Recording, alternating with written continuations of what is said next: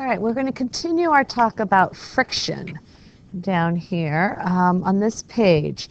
We have cars, and we had actually a worksheet that was like this. I have a car up here that is going in this direction. So if I'm going to move my car back, and I'm going to put an arrow up here that tells me what direction my car is moving in.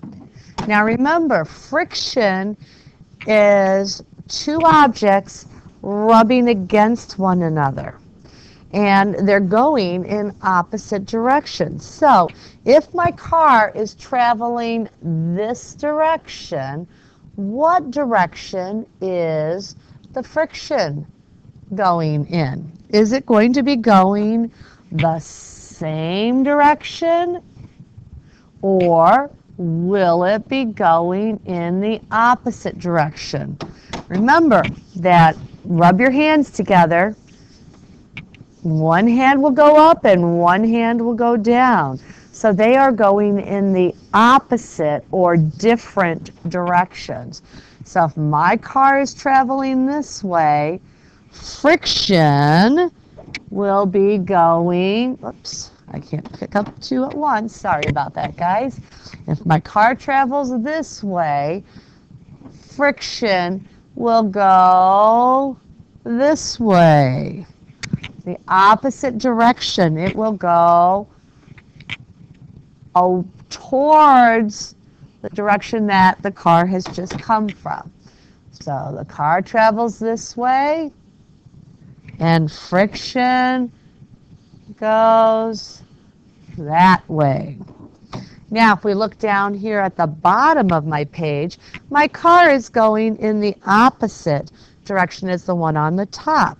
So my yellow car is going to be moving, whoops, to the left, in the direction left. So will my friction follow the car and go the same direction, or will friction be going the opposite direction? Remember, they rub your hands together and see which way does one hand go and which way does the other hand go. If you chose this arrow, they are going in opposite directions. Friction goes the opposite way that your car goes on the road. All right, so that you might see on the test. You never know. So let's go on. We've talked about a lot about friction. We know that we have a contact force, which is our push and our pull, which you guys, as I said, we're really good at. You knew that. We also learned that force has size and direction. And we're going to use our examples here. The size and direction of the arrows show the size and direction of the force. If the arrows are the same size and opposite in direction, then the forces are balanced. So if we look at our guy here, he is standing on the floor, and gravity, I'm going to use a different color there, gravity is pulling him down, okay? So now the floor, on the other hand, pushes up on the person. So because he's not floating, he is on the ground staying in one spot, he is imbalanced. The forces are balanced. Gravity, the gravity pushing down on him and the floor pushing up on him are equal. We call that balance. We'll talk about that in just a few seconds here. Now, let's take a look here. This is our example of throwing a ball. Here's our ball right here. And we're going to throw it up into the air. And eventually, as I think someone said in class the other day, what goes up must come down. It's going to come down. Now, when we throw it up, The white arrows, these are the arrows that demonstrate force. If you notice here, we have a white arrow pointing up, and we have a gray arrow pointing down. The gray arrow represents gravity. Gravity is pushing down on the ball when it was in my hand, and force, the force of my hand was pushing against it, and it just sat there in my hand, so we were balanced. The ball wasn't moving. But when I used a lots of force to throw the ball up,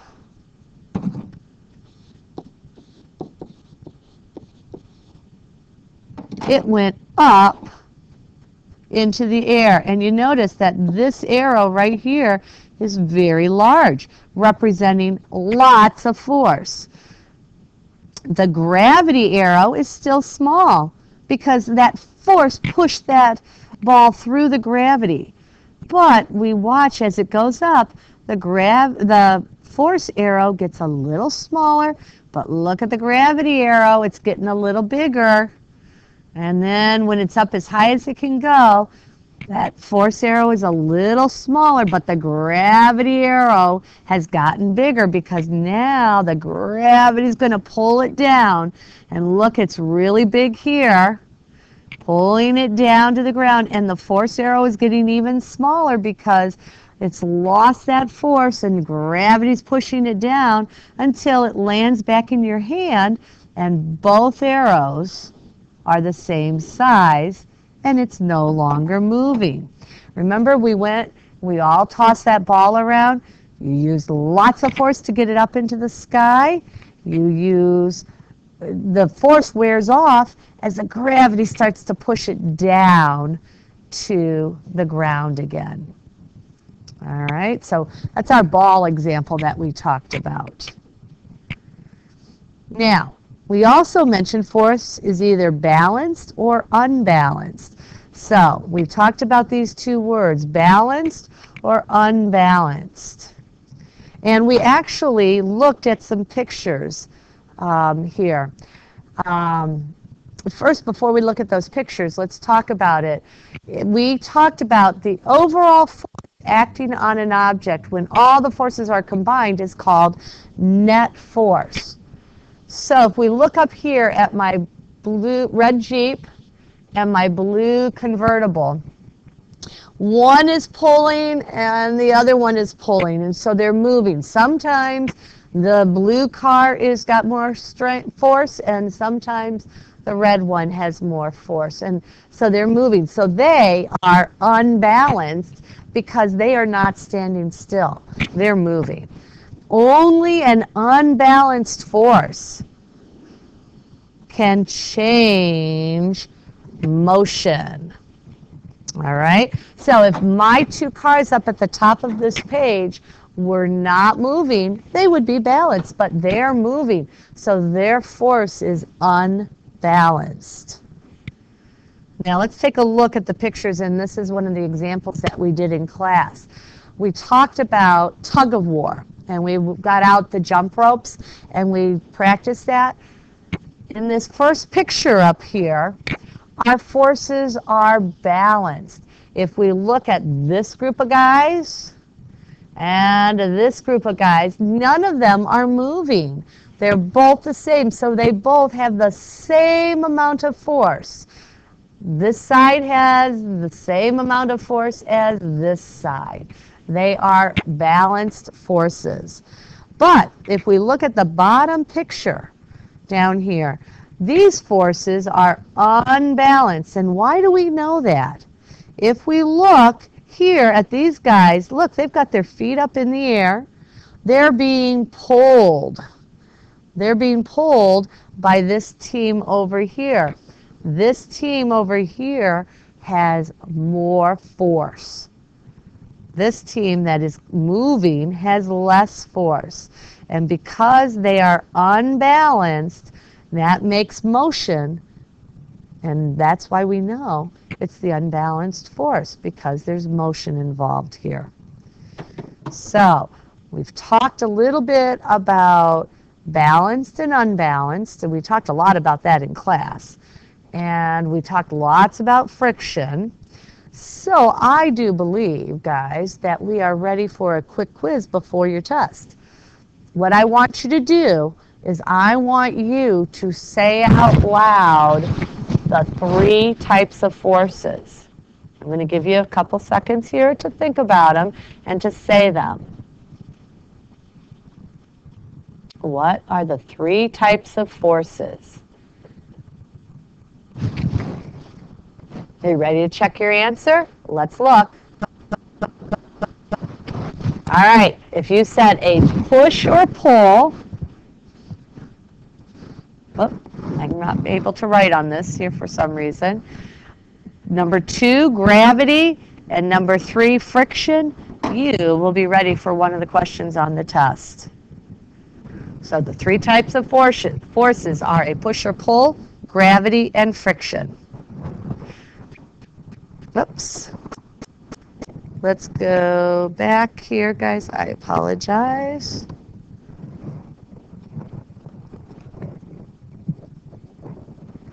And here's our last quiz, a quick quiz again. Work is A, using a force to move an object, B, a job, C, answer D, or D, being a teacher. Work is, if you said using a force to move an object, you are correct. Question number 2, force is up and down, B, start or stop, C, push or pull, or D, answer D. What do you think? Force is, oops, put my marker down, push or pull. If you said that, you are correct. Now, question number 3, can you move anything without force? We really only have 2 questions here. Would it be C, which was no, or D, yes? Can you move anything without force? If you said C, no, you are correct. You always need force to move an object. Friction is not a force. Is this A, true, or B, false? If you said B, false, you are correct. Friction is one of our 3 types of forces. And lastly, friction occurs whenever 2 surfaces rub against each other. Is this A, false, or B, true? If you said B, true, you are correct. Oh, I thought we were at the end. Number 6, a rough surface makes less friction. Is this true? A, true, or B, false? A rough surface makes less friction. If you said B, false, you are correct. A rough surface causes more friction. Now, a smooth surface makes less friction. Is that C, false, or D, true? Oops, Miss Call gave you the answer. Why not in the study guide? I do it in class sometimes. Remember, a smooth surface makes less friction and makes work a little easier then. All right, so that is our study guide for force and motion. You should listen to this several times, and you will be ready for the test on Tuesday. Good luck.